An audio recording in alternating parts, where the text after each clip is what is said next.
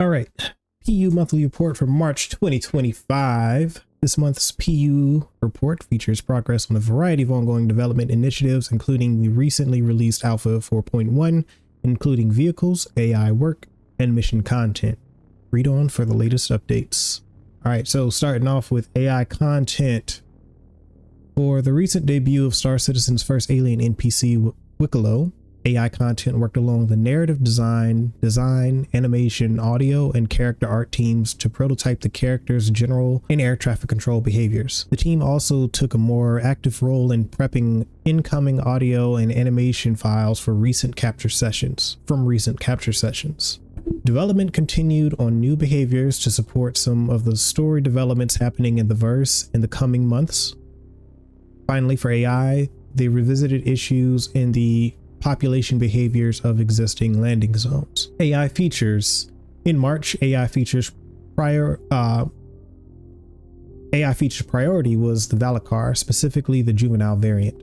As part of the polish phase, new functionality was added to support upcoming gameplay, including replacing ineffective melee attacks with a submerge and relocate behavior when the player gets close.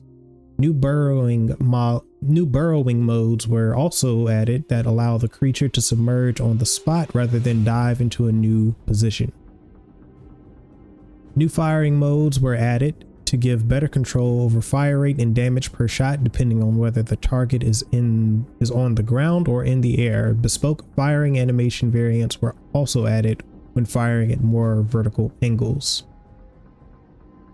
Interesting. I'd like more detail on that. Is this like FPS? Is this ships, like targets on the ground or the air? So is this from an FPS perspective? I'm not sure. Yeah, this is missing some context.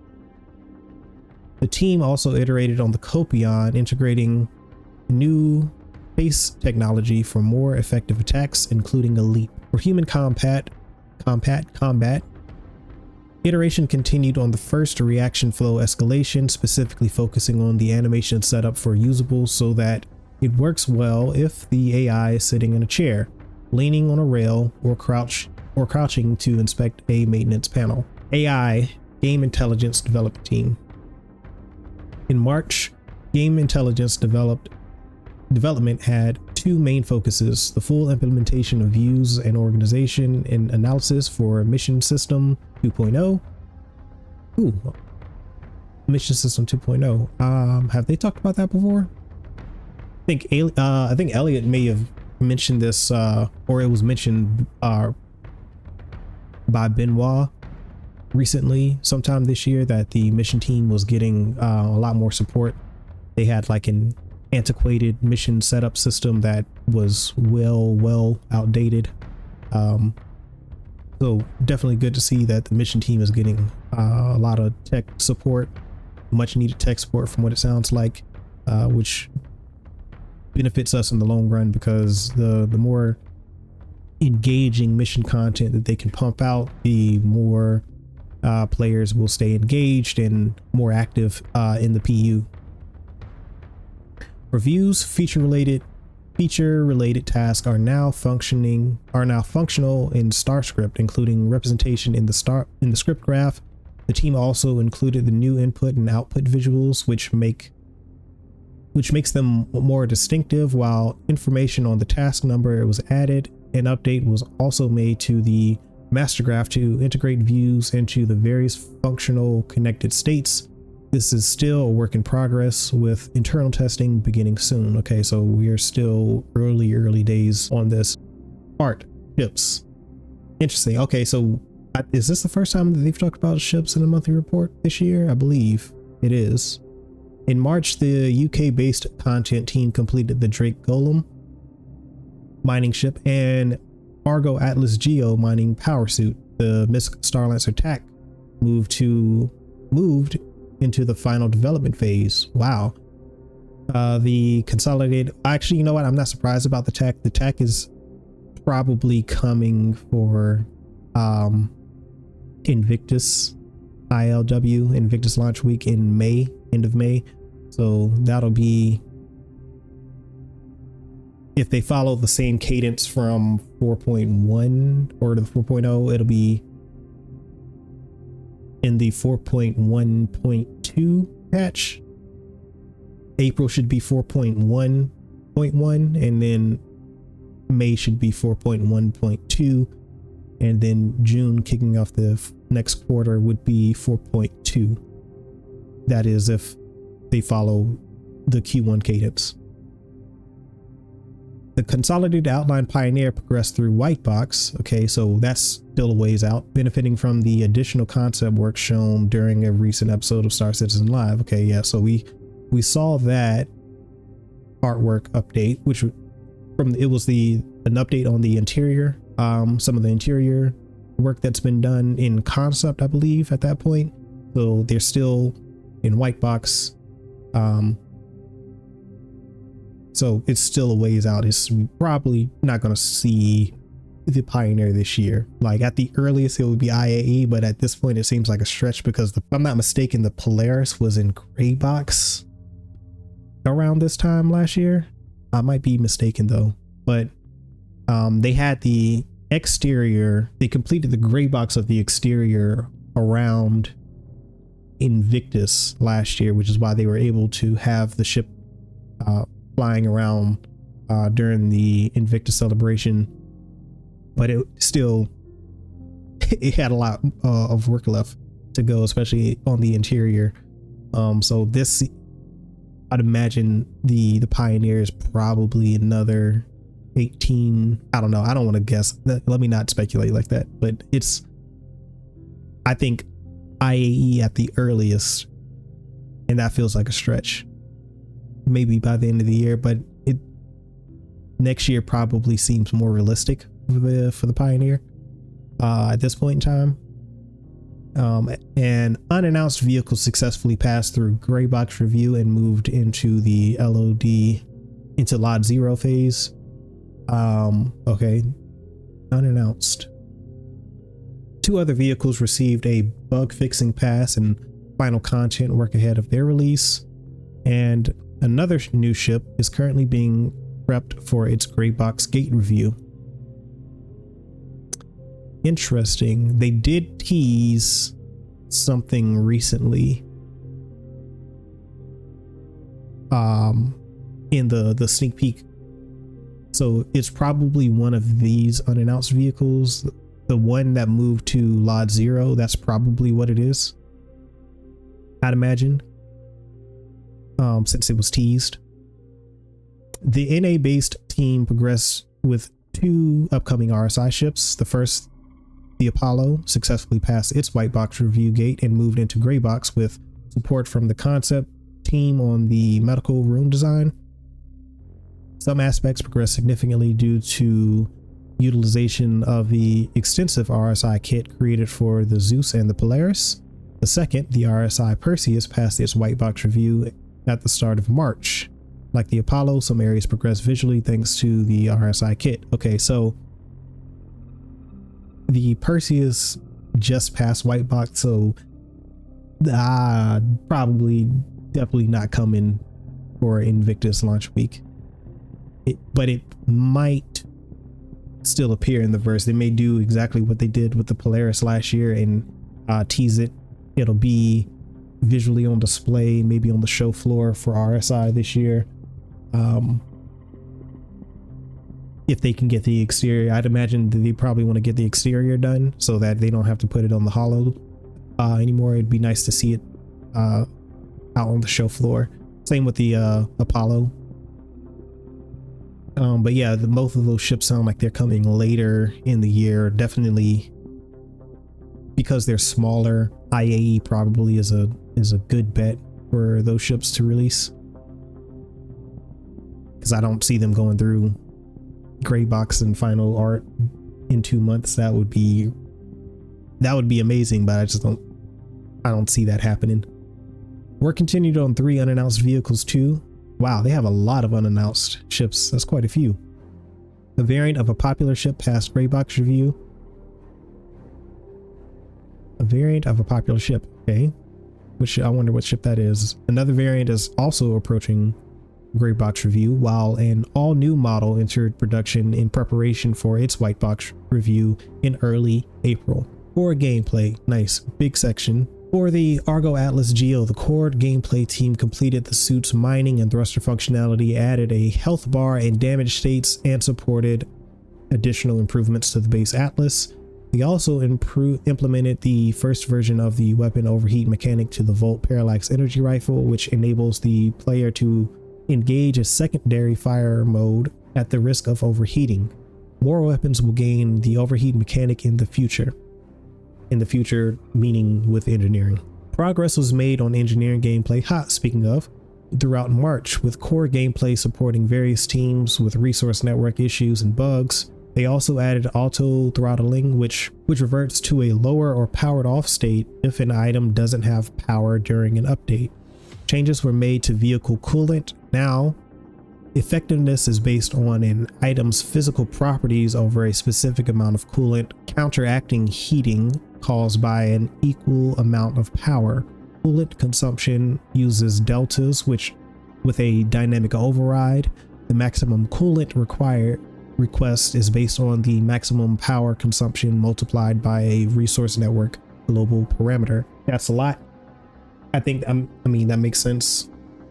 Sounds like realistic, I guess. Like that's how I expect coolant to work and coolant consumption. Definitely would be better with a visual.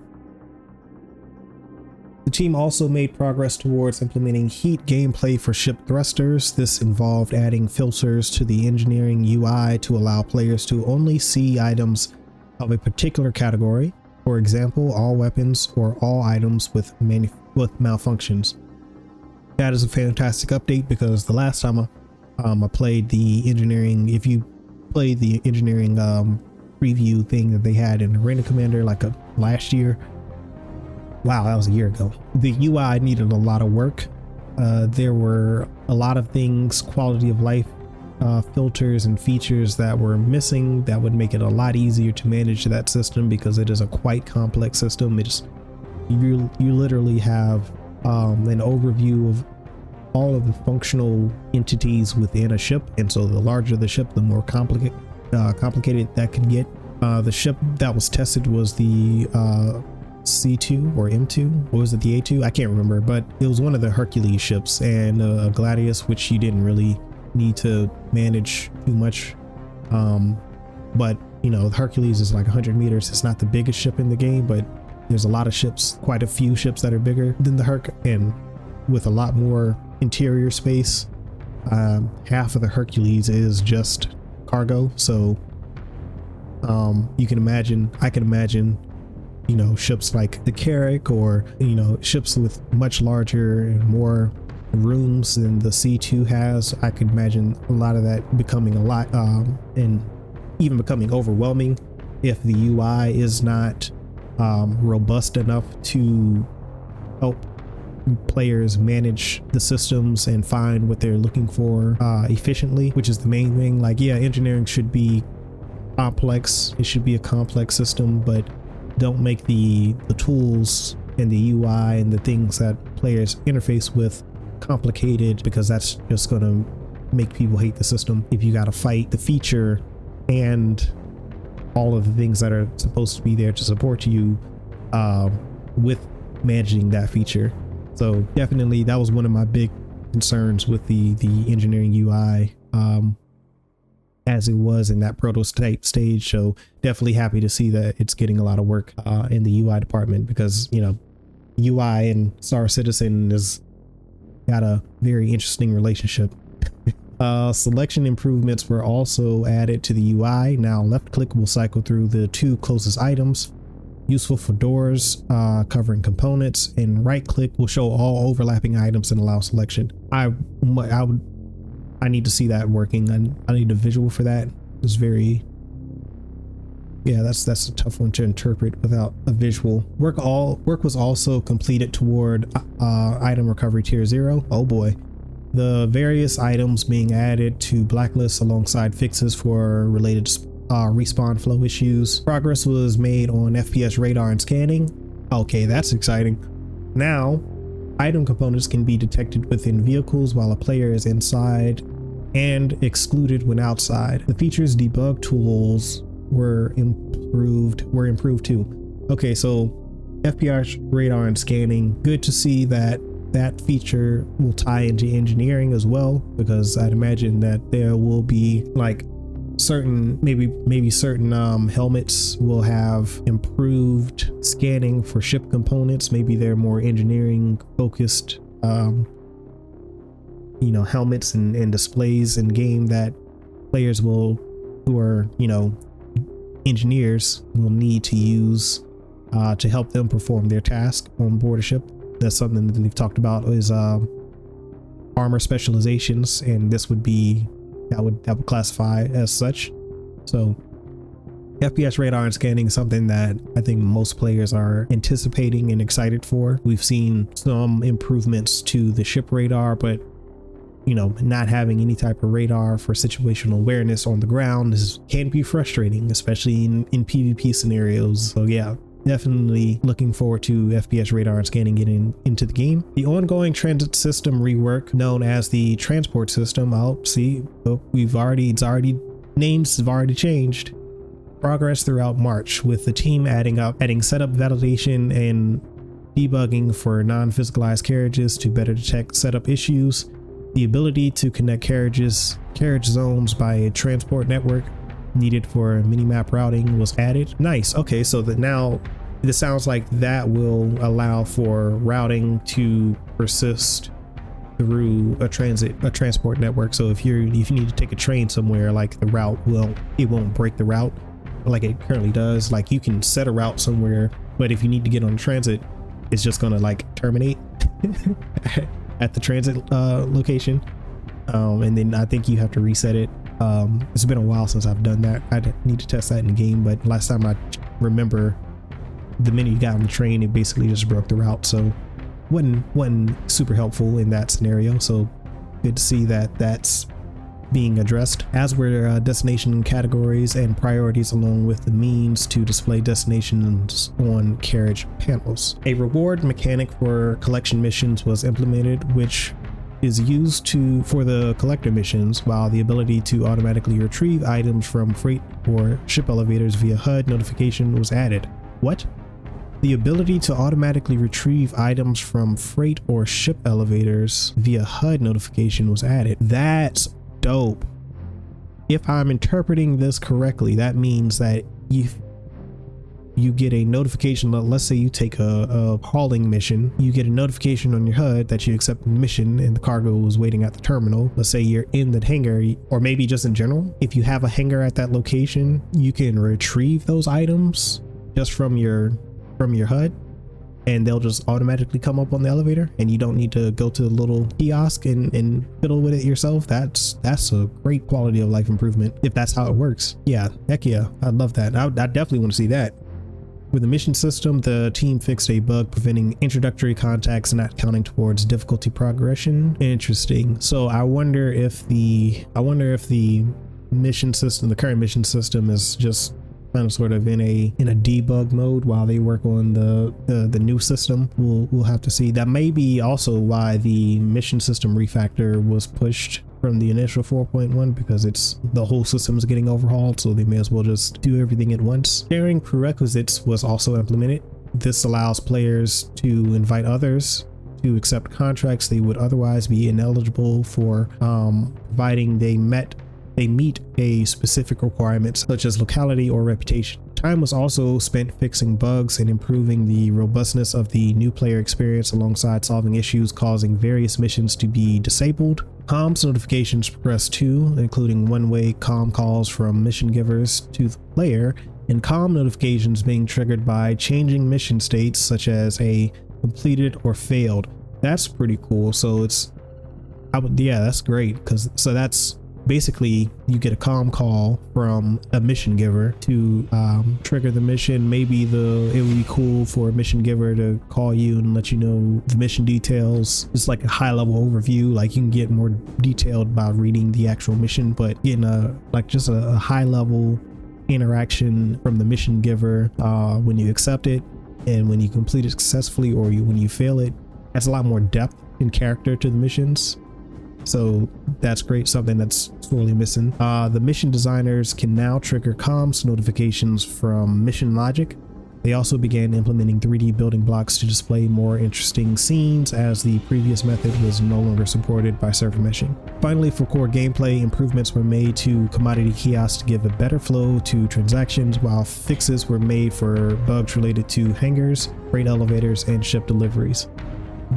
Once again, ongoing issues: hangars, freight elevators, and ship deliveries. I was thinking for a second that the hangars, freight elevators, and ship delivery system was also being tied into the transit system, because I thought it would be a kind of like a similar type of setup, but maybe it's not. Maybe they're very, very different. But yeah, because I was kind of curious why the transit system refactor got pushed. More than likely it's just a lot more complex and they need a lot more time on it than they probably originally anticipated.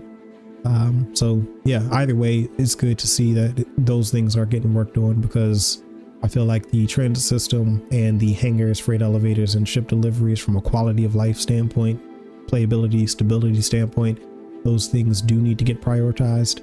A lot of the stuff that's here is good, especially the engineering stuff, the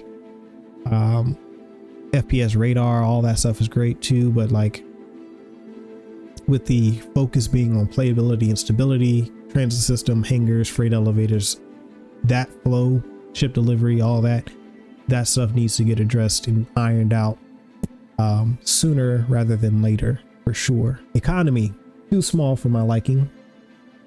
I want to see an economy section one day, or maybe hell, multiple months be like that long. Okay, economy.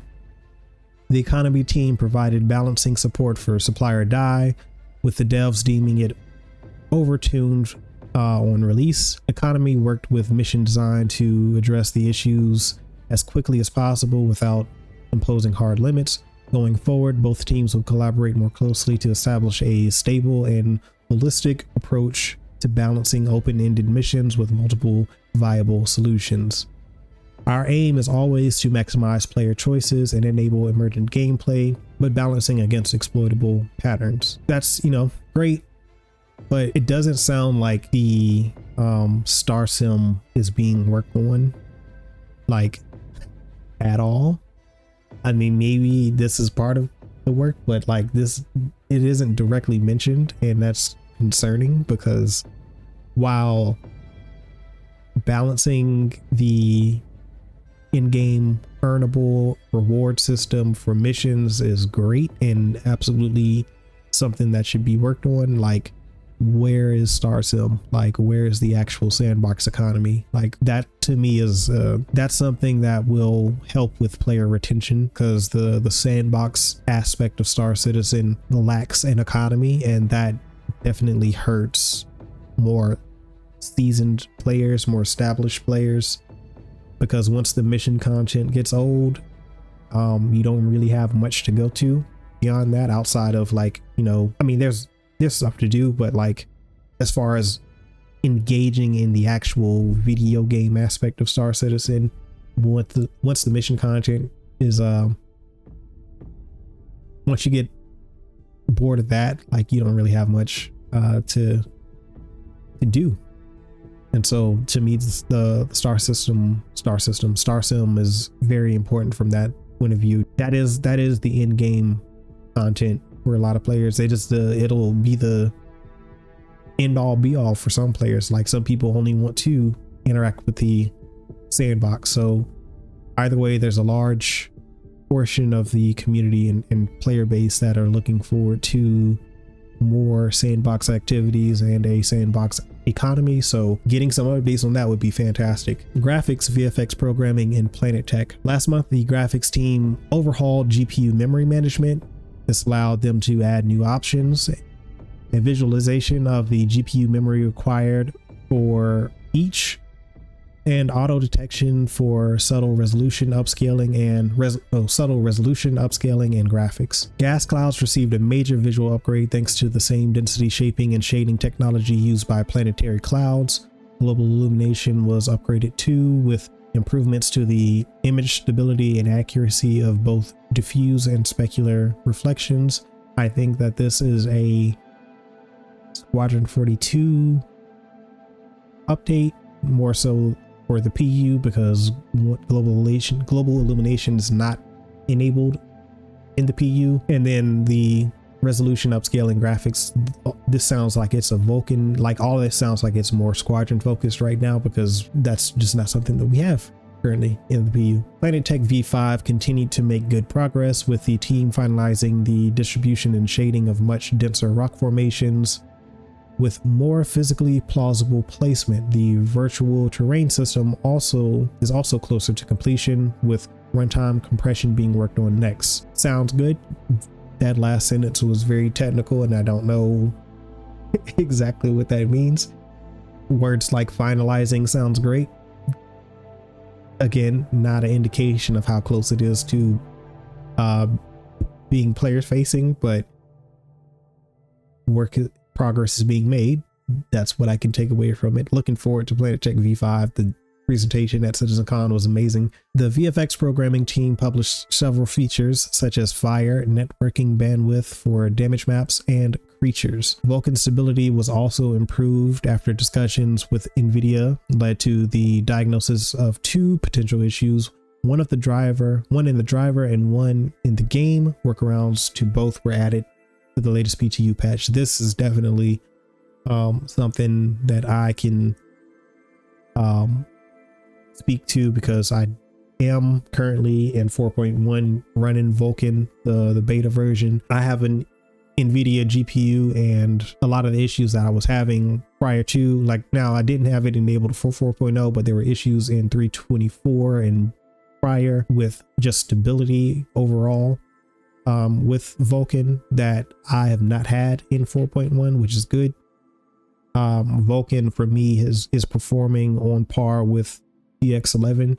So if you have a Vulcan graphics card, if you have an NVIDIA GPU and you haven't played turn on Vulcan for 4.1, do that. Make sure that when you boot up in with Vulcan for the first time, wait for the shaders to compile in the menu before you go into the PU. Otherwise, you're going to have a world of issues. So just wait for it. It might take a while. It does take a lot longer than I remember it taking in 3.24. So that first batch of shader files will take a long time to compile. I mean, it took almost 15 minutes.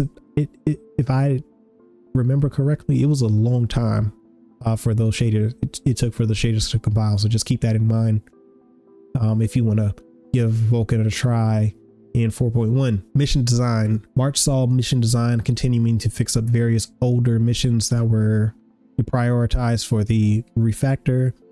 Alpha 4.1 was unveiled to the community on the PTU, introducing a new sandbox activity that players can engage in for unique items. There was a big push for increased production value on missions, with a lot of departments helping out to ensure the experience is the best we can get. The team also worked on Rayari and Wicklow, the two new mission givers who require items found during the new missions. So this is the Hathor missions are the sandbox activity, which I feel is the most dynamic activity that we have in the game, because one, you have a variety of mission givers. It's not just Wicklow and Rayari that send you to this location, but Foxwell will also send you to this location. There was also a mission I saw for the headhunters that showed up. And then I guess I heard that there were also some criminal missions in the unverified tab that show up that take you to the Hathor facilities. There's loot there in all of the locations. You don't have to participate in the line and mine sandbox activity to go to these locations. Like, there are other missions that will take you there as well. So definitely a welcomed addition. This is definitely much better of an execution than the Ghost Hollow.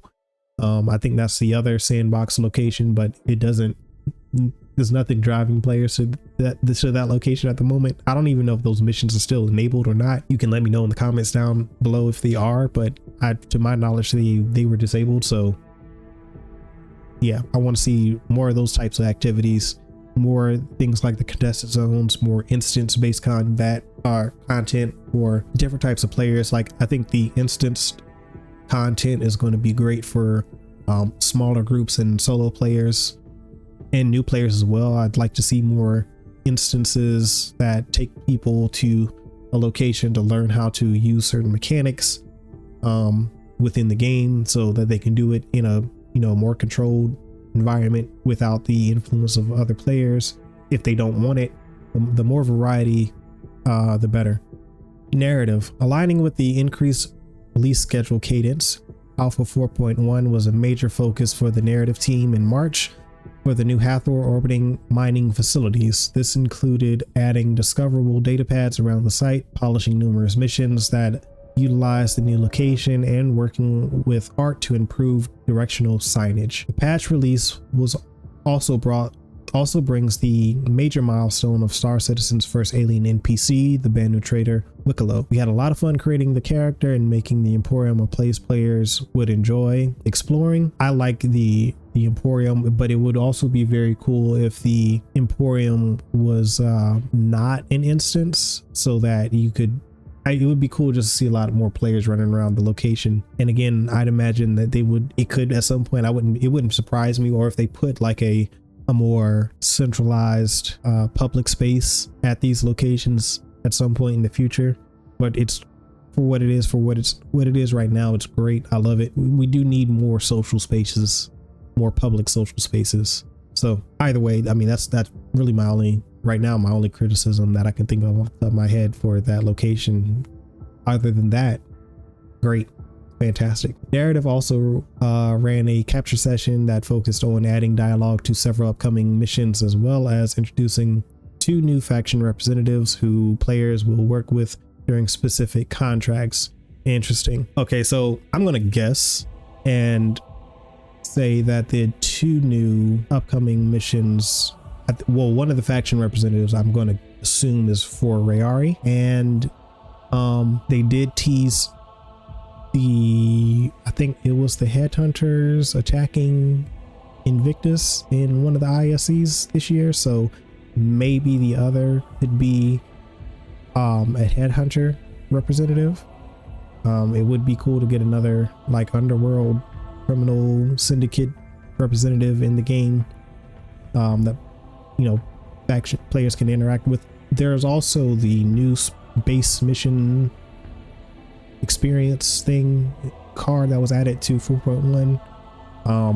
Maybe one of those representatives is for one of those factions. Who knows? We'll see. But either way, sounds great. Additionally, the team helped to refactor some older missions with updated contracts.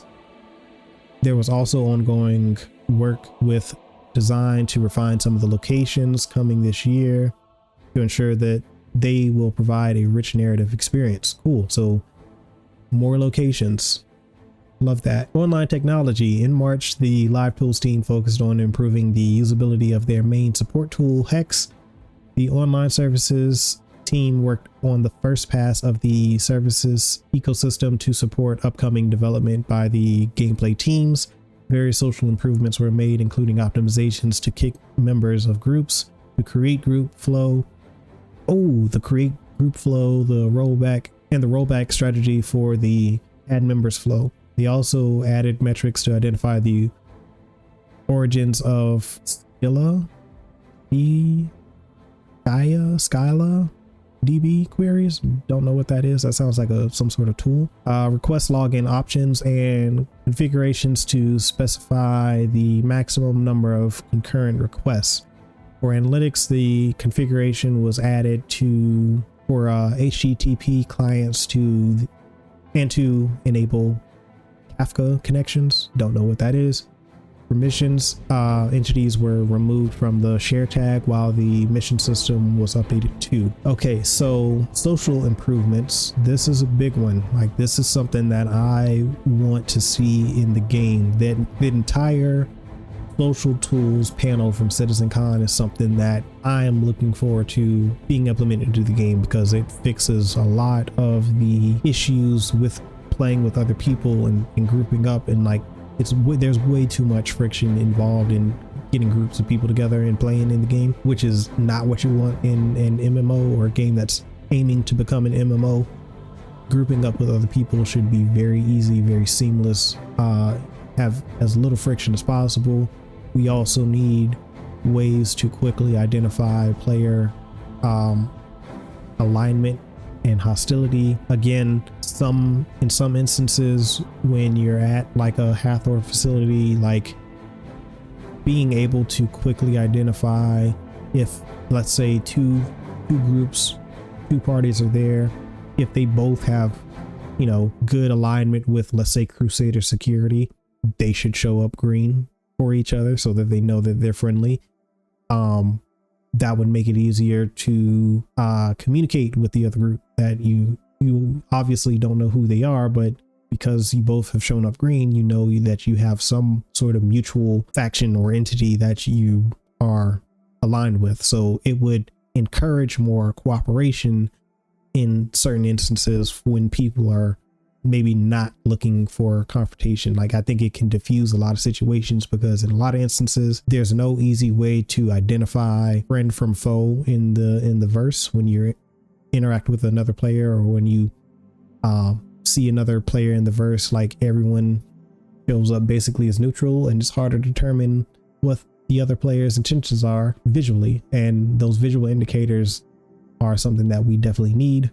So that news is exciting. So I hope to see some of those, or all of those social tools really to roll out throughout the year. Hopefully that would be I think a good win for CIG, because I think for a lot of us who are in organizations and like to play in groups, like making that process easier is a win. R&D. In March, gas cloud detail rendering was improved using techniques used by planetary volumetric clouds. Now the artist can refine the density provided by the original gas cloud volume database via procedural noise using runtime shaping and erosion calculations. Moreover, edge albedo can be controlled to further emphasize the cloud's volumetric structure.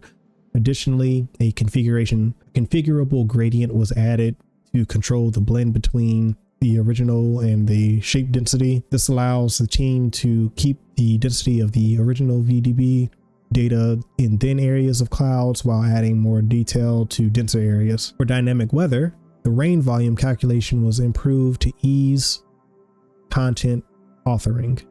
The vertical distribution along with local height of light events was also refined. Furthermore, the volumetric rendering of lightning was enhanced by providing more flexibility in controlling the lightning gradient. That's cool. I think so. Dynamic weather, and I thought Planetech V5, all that's tied together. I believe that's all Genesis. So all that's still work in progress. Wonder what their target is for getting that in to the verse. We'll have to wait and see. Tech design spent March working on an upcoming in-game event supporting mission design with player, entity, and logic flow setup. So I'm assuming that the upcoming event is whatever the regen crisis is. So I guess that's either the 4.1.1 or 4.12 where we'll see that. But either way, looking forward to that event and how they're going about it. I wonder if that's giving them a chance to work on medical gameplay in the verse. I know that's far-fetched, but you know, it's a regen crisis. It is medical and health related. I know it doesn't affect the player character, but it would be kind of odd for them not to touch the medical system. But then it could also be a way for them to gather data on the system before they make changes and updates to it. Who knows? We'll see. Either way, I'm looking forward to the event. because these events bring players together. And as a person who likes to play MMOs, anything that requires groups is I'm all for. So looking forward to getting in game and experiencing the new event. The Hathor facilities have been great. Pretty much everything that they've done, from the contested zones, everything in 4.0, all of the group content so far has been enjoyable. So at least from my perspective. VFX. The VFX progressed with their task for the Valakar. They also supported the locations team with effects for Alpha 4.1's new mission locations, including the orbital laser platform, borehole, cave, and satellite dish. And that is all for March. The March monthly report has concluded. I feel like this had a lot more information in it than the previous reports of this year, which makes sense. This is typically when they're in full swing. Yeah, let me know down in the comments below what you're looking forward to the most, which section kind of caught your attention, or anything you want to call out in particular about what's in the report. You have to look forward to reading your comments below. And that's it from me. So as I always say, peace, love, blessings, and may the force be with you always.